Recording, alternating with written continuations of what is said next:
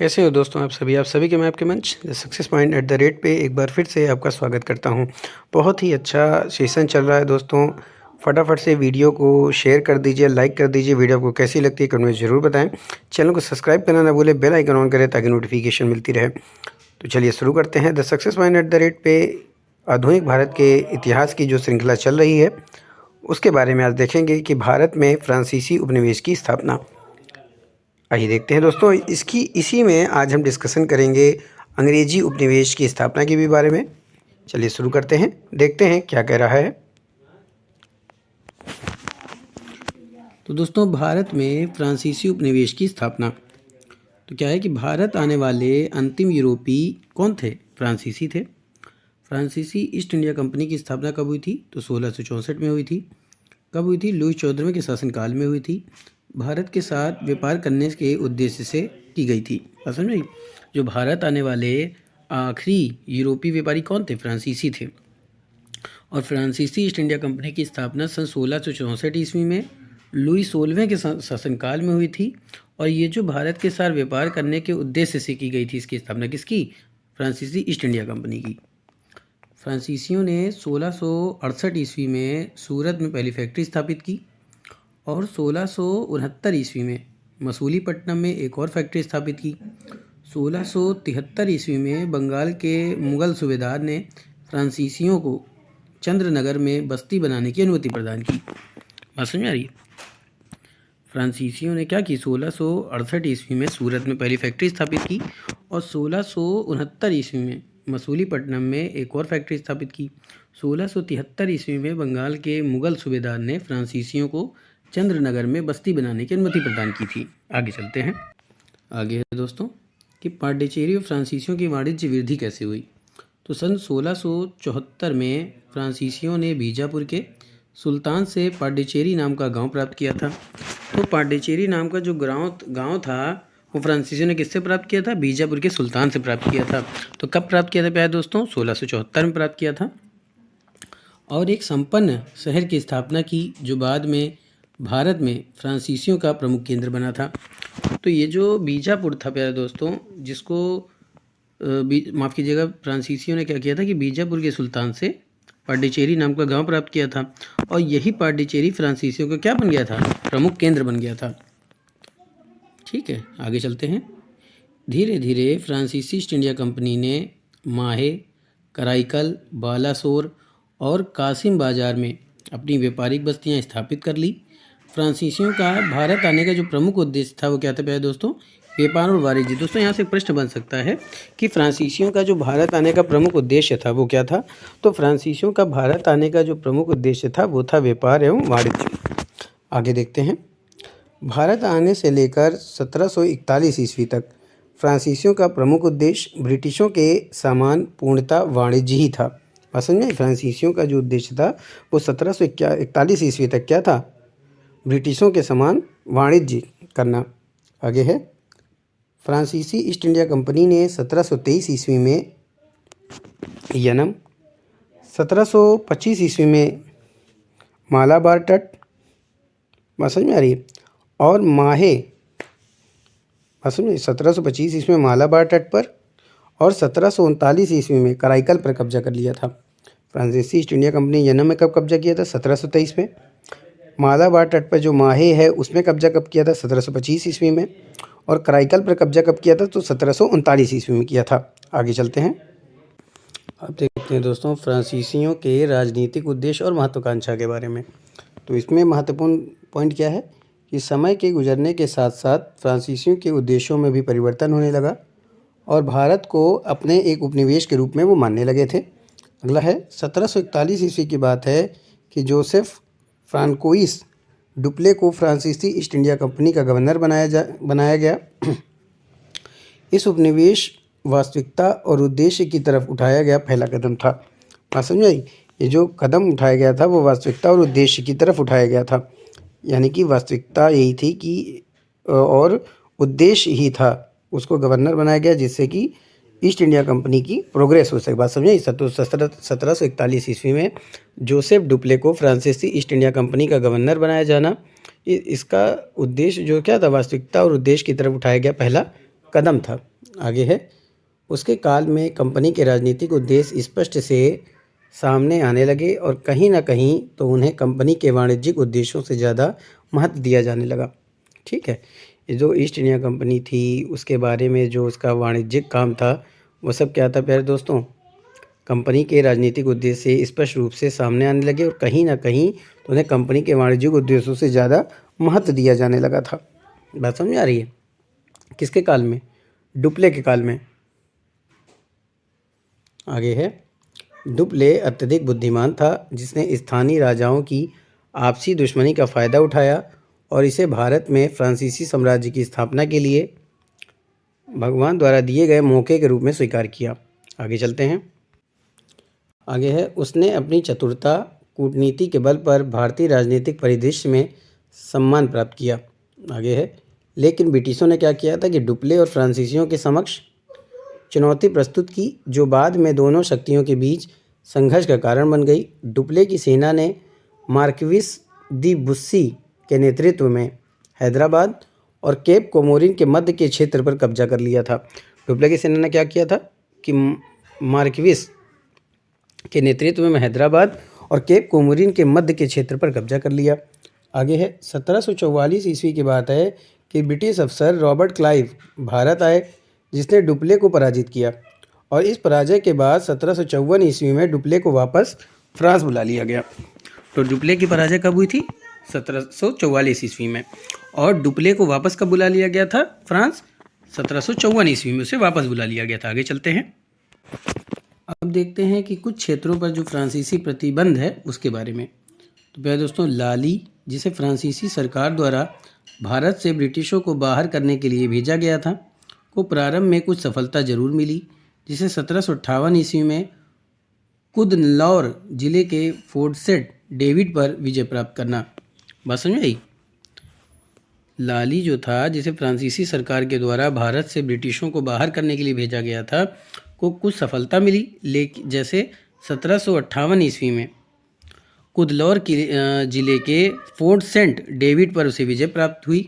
अगले है, लेकिन ब्रिटिशों और फ्रांसीसियों के बीच हुई वांडीवाश की लड़ाई में हैदराबाद क्षेत्र को खो देने के कारण फ्रांसीसियों की कमर टूट गई। इसी का फ़ायदा उठाकर 1760 ईस्वी में अंग्रेज़ों ने क्या किया या ब्रिटिशों ने क्या किया कि पांडिचेरी को की घेरेबंदी कर ली। ठीक है, तो ये जो अंग्रेज़ कह लीजिए या ब्रिटिश कह लीजिए, तो इन्होंने क्या किया कि 1760 ईस्वी में फ्रांसीसियों पर क्या किया, अपना प्रभुत्व स्थापित कर लिया और पांडिचेरी की घेरेबंदी कर ली। आगे चलते हैं। 1761 ईस्वी में ब्रिटिशों ने पांडिचेरी को नष्ट कर दिया। अंततः फ्रांसीसी दक्षिण भारत पर पकड़ खो बैठे। बाद में 1763 ईस्वी में ब्रिटिशों के साथ हुई शांति संधि की शर्तों के अधीन 1765 ईस्वी में पांडिचेरी को फ्रांसीसियों को लौटा दिया गया। तो फ्रांसीसियों को जो पांडिचेरी लौटाया गया था वो किस संधि से लौटाया गया था? तो शांति संधि की शर्तों के अधीन लौटाया गया था। कब लौटाया गया था? तो ये 1763 ईस्वी में। तो यहाँ से एक प्रश्न और बन सकता है कि ब्रिटिशों ने पांडिचेरी को नष्ट कर दिया था कब? 1761 ईस्वी में। आगे चलते हैं। आगे है प्यारे दोस्तों, 1962 ईस्वी में भारत और फ्रांस के बीच हुई संधि के तहत भारत में स्थित फ्रांसीसी क्षेत्रों को वैधानिक रूप से पुनः भारत में मिला लिया गया। भारत और फ्रांस के बीच में जो एक संधि हुई थी उसके तहत भारत में फ्रांसीसी क्षेत्र को वैधानिक रूप से पुनः भारत में मिला लिया गया। अब देखते हैं अंग्रेजी उपनिवेशों की स्थापना, यानी कि ब्रिटिश उपनिवेशों की स्थापना कैसे हुई। तो प्यारे दोस्तों, अंग्रेज़ों का भारत आगमन और ईस्ट इंडिया कंपनी की स्थापना का प्रमुख कारण पुर्तगाली व्यापारियों द्वारा भारत में अपनी वस्तुओं को बेचने से होने वाला अत्यधिक लाभ था। बात समझ आ रही? अंग्रेज़ों का जो भारत आगमन था और ईस्ट इंडिया कंपनी की जो स्थापना का जो प्रमुख कारण था वो क्या था कि पुर्तगाली व्यापारियों के द्वारा भारत में अपनी वस्तुओं को बेचने से होने वाले अत्यधिक लाभ, जिसने ब्रिटिश व्यापारियों को भारत के साथ व्यापार करने के लिए क्या किया? प्रोत्साहित किया। बात समझ आ रही है? पुर्तगाली व्यापारियों की व्यापारिक सफलता से प्रेरित होकर अंग्रेज व्यापारियों से एक समूह मर्चेंट एडवेंचर्स ने 1599 ईस्वी में ईस्ट इंडिया कंपनी की स्थापना की थी। बात समझ में आई? पुर्तगालियों के व्यापार की जो सफलता थी उसको देखकर अंग्रेज व्यापारियों ने क्या किया? एक समूह जो था वो मर्चेंट एडवेंचर्स ने क्या किया था कि 1599 ईस्वी में ईस्ट इंडिया कंपनी की स्थापना की थी। किससे प्रेरित होकर? पुर्तगाली व्यापारियों के व्यापारिक सफलता से प्रेरित होकर। महारानी स्वयं भी ईस्ट इंडिया कंपनी की साझेदार और शेयर होल्डर थीं। अब देखते हैं पश्चिम और दक्षिण में विस्तार कैसे हुआ। किसका? ब्रिटिश। 1608 ईस्वी में ईस्ट इंडिया कंपनी ने शाही संरक्षण प्राप्त करने के लिए कैप्टन हॉकिंस को मुगल शासक जहांगीर के दरबार में भेजा। वह भारत के पश्चिम तट पर अपनी फैक्ट्री स्थापित करने के लिए शाही परमिट प्राप्त करने में सफल रहा। यानी कि ईस्ट इंडिया कंपनी ने क्या किया कि शाही संरक्षण प्राप्त करने के लिए कैप्टन हॉकिंस को भेजा जहांगीर के दरबार में। कब भेजा था? 1608 ईस्वी में भेजा था। और जो कैप्टन हॉकिंस था वो भारत के पश्चिमी तट पर, ठीक है, ये भी कह सकते हैं या ये कह सकते हैं ईस्ट इंडिया कंपनी जो थी भारत के पश्चिमी तट पर अपनी फैक्ट्री स्थापित करने के लिए शाही परमिट प्राप्त करने में सफल रहे। बात समझ आ रही? आगे चलते हैं। आगे दोस्तों 1605 ईस्वी में इंग्लैंड के राजा जेम्स प्रथम ने सर थॉमस रो को कंपनी के लिए और अधिक छूटें प्राप्त करने के उद्देश्य से जहांगीर के दरबार में भेजा। बहुत कूटनीतिक था, ठीक है, वो क्या था? बहुत कूटनीतिज्ञ था और अपनी कूटनीति के बल पर वह पूरे मुगल क्षेत्र पर स्वतंत्रतापूर्वक व्यापार करने के लिए शाही चार्टर प्राप्त करने में सफल रहा। ठीक है, जो सर थॉमस रो था उसको अधिक छूट कंपनी के लिए अधिक छूट प्राप्त करने के लिए कहाँ भेजा गया? जहांगीर के दरबार में। और जो सर थॉमस रो था वो बहुत कूटनीतिज्ञ था। अपनी कूटनीति के बल पर ही उसने पूरे मुगल क्षेत्र पर स्वतंत्रतापूर्वक व्यापार करने के लिए शाही चार्टर यानी कि शाही फरमान प्राप्त करने में क्या रहा? सफल रहा। बाद के वर्षों में ईस्ट इंडिया कंपनी ने अपने आधार को विस्तृत करती गई। कंपनी को पुर्तगाली, डच और फ्रांसीसी व्यापारियों द्वारा प्रस्तुत चुनौतियों का भी सामना करना पड़ा। समझ आई? बाद के वर्षों में क्या हुआ कि ईस्ट इंडिया कंपनी को अपने आधार को क्या किया? उन्होंने विस्तृत किया। कंपनी को पुर्तगाली, डच और फ्रांसीसी व्यापारियों द्वारा प्रस्तुत चुनौतियों का भी क्या करना पड़ा? सामना करना पड़ा। आगे देखते हैं। निर्णायक क्षण तब आया जब 1662 ईस्वी में इंग्लैंड के चार्ल्स द्वितीय का विवाह पुर्तगाली राजकुमारी कैथरीन से हुआ और इंग्लैंड को बम्बई और दहेज के रूप में प्राप्त हुआ। समझ में आई? यानी कि 1662 ईस्वी की बात है। जो इंग्लैंड के चार्ल्स द्वितीय थे उनका विवाह किससे हुआ था? पुर्तगाली राजकुमारी कैथरीन से हुआ था और उन्हीं को जो इंग्लैंड थे उनको बम्बई किसने मिला? दहेज के रूप में प्राप्त हो गया था। आगे चलते हैं। आगे दोस्तों, इंग्लैंड के द्वारा 1668 ईस्वी में बम्बई को 10 पाउंड प्रतिवर्ष की दर पर ईस्ट इंडिया कंपनी को सौंप दिया गया। बात समझ में आई? इंग्लैंड के द्वारा 1668 ईस्वी में बम्बई को प्रतिवर्ष 10 पाउंड की दर से ईस्ट इंडिया कंपनी को सौंप दिया गया। कंपनी ने क्या किया कि अपने पश्चिमी तट पर अपना व्यापारिक मुख्यालय सूरत से बम्बई स्थानांतरित कर दिया। यानी कि कहाँ से? सूरत से बम्बई ट्रांसफ़र कर दिया। 1639 ईस्वी में ईस्ट इंडिया कंपनी ने स्थानीय राजा से मद्रास को पट्टे पर प्राप्त कर लिया और वहाँ पर क्या किया? अपनी फैक्ट्री की सुरक्षा के लिए फोर्ट सेंट जॉर्ज का निर्माण करवाया। तो फोर्ट सेंट जॉर्ज का निर्माण प्यारे दोस्तों कब हुआ था? 1639 ईस्वी में हुआ था। किस लिए हुआ था? फैक्ट्री की सुरक्षा के लिए। बाद में मद्रास कंपनी का दक्षिण भारतीय मुख्यालय बन गया। यानी जो मद्रास कंपनी का मुख्यालय कहाँ बन गया? भारतीय मुख्यालय बन गया। ठीक है, जो मद्रास कंपनी का जो मुख्यालय था वो क्या बन गया? दक्षिण भारत, ऐसे समझिए। और फोर्ट सेंट जॉर्ज का निर्माण कब हुआ था? तो 1639 ईस्वी में हुआ था। किस लिए हुआ था प्यारे दोस्तों? तो फैक्ट्री की सुरक्षा के लिए। ठीक है, आगे चलते हैं। अब देखते हैं पूर्व में कंपनी का कैसे विस्तार हुआ।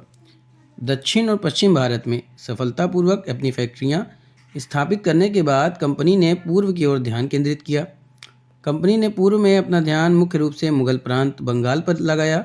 बंगाल के गवर्नर शुजाउद्दीन ने 1651 ईस्वी में ईस्ट इंडिया कंपनी को बंगाल में अपनी व्यापारिक गतिविधियां चलाने के लिए अनुमति प्रदान कर दी। कब? 1651 में। हुगली में एक फैक्ट्री स्थापित की गई। 1668 ईस्वी में फैक्ट्री स्थापित करने के लिए सुतांती, गोविंदपुर व कलकत्ता नाम के 3 गांवों को खरीद लिया गया। कब? 1668 ईस्वी में फैक्ट्री स्थापित करने के लिए। ठीक है, आगे बाद में फैक्ट्री की सुरक्षा के लिए उसके चारों ओर फोर्ट विलियम का निर्माण कराया गया। इसी स्थान पर वर्तमान कलकत्ता शहर का विकास हुआ।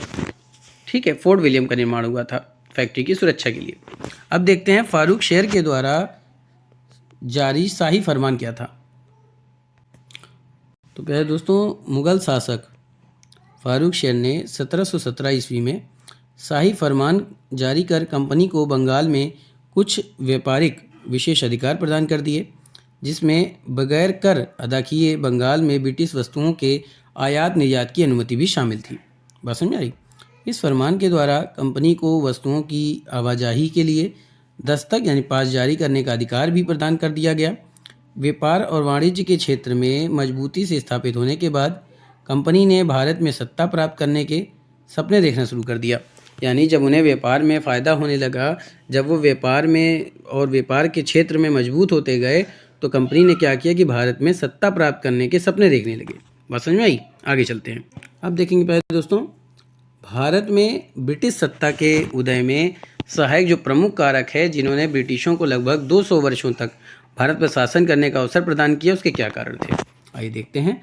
तो 1707 ईस्वी में औरंगजेब की मृत्यु के साथ भारत में मुग़ल साम्राज्य का पतन की ओर अग्रसर होना, भारत में मुग़लों जैसी केंद्रीय शक्ति का उपस्थित न होना, आगे तत्कालीन भारतीय शासकों में राजनीतिक एकजुटता का अभाव था और वे प्रायः अपनी सुरक्षा के लिए अंग्रेज़ों की मदद पर निर्भर थे। कौन? भारतीय शासक। ऐसे में अंग्रेज़ों ने उनकी कमजोरी का फ़ायदा उठाया और अपने हित के लिए राज्यों के आंतरिक मामलों में हस्तक्षेप करने लगे। यानी जो राज्यों के आंतरिक मामले थे उसमें भी अंग्रेज़ क्या करने लगे? हस्तक्षेप करने। अब देखते हैं पहले दोस्तों यूरोपीय शक्तियों के बीच संघर्ष के बारे में। पहले भारत में प्रमुख यूरोपीय शक्तियाँ पुर्तगाली, डच, अंग्रेज और फ्रांसीसियों। ठीक है, पहले पुर्तगाली, फिर डच, फिर अंग्रेज और फिर फ्रांसीसी। ये 4 प्रमुख यूरोपीय शक्तियाँ थीं जो व्यापारिक संबंधों की स्थापना के लिए भारत आए, लेकिन बाद में उन्होंने यहाँ उपनिवेश स्थापित कर दिए। ठीक है, पहले ये क्या है, व्यापार को स्थापित करने के लिए भारत आए, लेकिन बाद में इन्होंने क्या किया, उपनिवेश स्थापित किया। इन यूरोपीय शक्तियों के बीच वाणिज्यिक और राजनीतिक प्रभुता के लिए छोटे छोटे संघर्ष होते रहते थे, लेकिन अंत में ब्रिटिश सबसे ज़्यादा ताकतवर शक्ति के रूप में उभरे, जिन्होंने अन्य तीनों शक्तियों को पीछे छोड़कर लगभग 200 वर्षों तक भारत पर शासन किया। जो यूरोपीय शक्तियाँ थीं आपस में वाणिज्यिक और राजनीतिक प्रभुत्ता के लिए छोटे छोटे क्या होते थे, इनके बीच में लड़ाई झगड़े होते रहते थे। लेकिन जो ब्रिटिश सत्ता थी, जो ब्रिटिश ताकत थी, वो क्या हुआ, बहुत ज़्यादा ताकतवर के रूप में उभरे, जिन्होंने तीनों शक्तियों को पीछे छोड़ दिया और 200 वर्षों तक भारत पर शासन किया। आगे चलते हैं। भारत में सबसे पहले पुर्तगाली आए, जिन्होंने अपनी फैक्ट्रियाँ और औपनिवेशिक बस्तियाँ स्थापित की। डचों के साथ उन्हें कड़ी प्रतिस्पर्धा का सामना करना पड़ा, लेकिन डच उनके सामने कमज़ोर साबित हुए और पुर्तगाली व ब्रिटिश की प्रतिस्पर्धा के सामने टिक न सकने के कारण डच वापस चले गए। बात समझे। आगे चलते हैं। मुख्य प्रतिस्पर्धी की बात करें तो ब्रिटिशों को भारत में प्रवेश करने के समय से ही डच, पुर्तगाली और फ्रांसीसी शक्तियों से प्रतिस्पर्धा करनी पड़ती थी, लेकिन पुर्तगाली व डच प्रतिस्पर्धी ना तो अधिक गंभीर थे और ना ही अधिक सक्षम। बात समझ गई। ब्रिटिशों को भारत में प्रवेश करने के समय से ही जो डच थे, पुर्तगाली थे, फ्रांसीसी शक्तियों से क्या करना पड़ा, संघर्ष करना पड़ा। लेकिन पुर्तगाली व डच जो थे वो इतने प्रतिस्पर्धी नहीं थे और ना ही गंभीर थे, ना ही वो अधिक क्या थे, उनसे लड़ने में सक्षम यानी मजबूत थे। अतः ब्रिटिशों के सबसे मजबूत प्रतिद्वंदी फ्रांसीसी थे, जो भारत में सबसे बाद में आए थे। ब्रिटिशों द्वारा भारत के व्यापार एवं वाणिज्य पूर्ण एकाधिकार प्राप्त करने के प्रयासों ने फ्रांसीसियों के साथ उनके संघर्ष को जन्म दिया। ब्रिटिशों से सबसे मजबूत प्रतिद्वंदी कौन था? फ्रांसीसी था। ब्रिटिशों के द्वारा भारत के व्यापार एवं वाणिज्य पर पूर्ण एकाधिकार प्राप्त करने के प्रयासों ने फ्रांसीसियों के साथ संघर्ष को जन्म दिया था। आगे चलते हैं। 1744 ईस्वी से लेकर प्राय दोस्तों 1763 ईस्वी के बीच 20 वर्षों में वाणिज्यिक व क्षेत्रीय नियंत्रण के उद्देश्य को लेकर ब्रिटिशों व फ्रांसीसियों के बीच ब्रिटिश और फ्रांसीसियों के बीच 3 बड़े युद्ध लड़े गए। 1744 से लेकर कब? 1763 ईस्वी के बीच टोटल 20 वर्षों में 3 बड़े युद्ध लड़े गए ब्रिटिश और फ्रांसीसियों के बीच। अंतिम और निर्णायक युद्ध कौन था प्यारे दोस्तों? जो 22 जनवरी 1763 ईस्वी को वांडीवास का युद्ध लड़ा गया था। बात समझ में आ रही? वांडीवास का युद्ध कब लड़ा गया था? 22 जनवरी 1763 ईस्वी को लड़ा गया था। किनके बीच लड़ा गया था? तो ब्रिटिश और फ्रांसीसी शक्तियों के बीच लड़ा गया था। अब देखते हैं पहला युद्ध क्या था, कर्नाटक युद्ध। पहले दोस्तों, कर्नाटक और हैदराबाद दोनों राज्यों में उत्तराधिकार को लेकर विवाद था, जिसने ब्रिटिश और फ्रांसीसी शक्तियों के लिए मध्यस्थ की भूमिका निभाने के द्वार खोल दिए।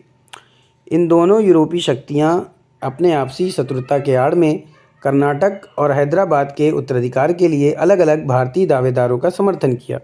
यानी जो कर्नाटक और हैदराबाद दोनों राज्यों में क्या था, उत्तराधिकार के लिए युद्ध होता रहता था, और दो लोगों के आपस में होने से, युद्ध होने से तीसरे को फ़ायदा होता ही है। तो उन्होंने क्या किया, ब्रिटिश और फ्रांसीसी ने उसका फ़ायदा उठा लिया, और उन दोनों ने क्या किया कि अपनी शत्रुता की आड़ में कर्नाटक और हैदराबाद के उत्तराधिकार के लिए अलग अलग भारतीय दावेदारों का क्या किया, समर्थन किया। आगे चलते हैं। उत्तराधिकार के संघर्ष में पांडिचेरी के गवर्नर डुप्ले के नेतृत्व में फ्रांसीसियों की जीत हुई, और अपने दावेदार को गद्दी पर बिठाने के एवज में उन्हें उत्तरी सरकार का क्षेत्र प्राप्त हुआ। बात समझ आई? उत्तराधिकार के संघर्ष में पांडिचेरी के गवर्नर डुप्ले के नेतृत्व में फ्रांसीसी जीत गए, और उन्होंने क्या किया कि दावेदारों को गद्दी पर बिठाने के एवज में उन्हें उत्तरी सरकार का क्षेत्र प्राप्त हो गया, जिसे फ्रांसीसी अफसर बुस्सी ने 7 सालों तक नियंत्रित किया था। लेकिन फ्रांसीसियों की यह जीत बहुत कम समय तक थी, क्योंकि 1751 ईस्वी में रॉबर्ट क्लाइव के नेतृत्व में ब्रिटिश शक्ति ने युद्ध की परिस्थितियां ही बदल दी थी। रॉबर्ट क्लाइव के नेतृत्व में क्या हुआ था कि ब्रिटिश शक्ति ने 1 साल बाद ही उत्तराधिकार के लिए फ्रांसीसी समर्थित दावेदारों को पराजित कर दिया। यानी जो फ्रांसीसी समर्थित दावेदार थे उनको ब्रिटिश शक्ति ने क्या कर दिया, पराजित कर दिया। किसके नेतृत्व में? रॉबर्ट क्लाइव के नेतृत्व में। अतः फ्रांसीसियों को ब्रिटिशों के साथ त्रिचुलापल्ली की संधि करनी पड़ी थी। फ्रांसीसियों को ब्रिटिशों के साथ इस युद्ध को शांत करने के लिए क्या करना पड़ा था? त्रिचुलापल्ली की संधि करनी पड़ी थी। आगे चलते हैं। अब देखते हैं अगले 7 वर्षीय युद्ध, यानी 1756 से 1763 के बीच में युद्ध हुआ था। तृतीय कर्नाटक युद्ध में दोनों यूरोपीय शक्ति शत्रुता फिर से सामने आ गई। इस युद्ध की शुरुआत क्या हुई थी? पहले दोस्तों, इस युद्ध की शुरुआत फ्रांसीसी सेनापति काउंट दे लाली द्वारा मद्रास पर आक्रमण के साथ हुई थी। लाली को ब्रिटिश सेनापति सर आयरकूट द्वारा हरा दिया गया था। जो तृतीय कर्नाटक युद्ध हुआ था उसमें दोनों यूरोपीय शक्तियों की शत्रुता फिर से सामने आई, और युद्ध की शुरुआत फ्रांसीसी सेनापति काउंट दे वेली के द्वारा किया गया था, जिसकी वजह से लाली को ब्रिटिश सेनापति सर आयरकूट द्वारा हराया गया।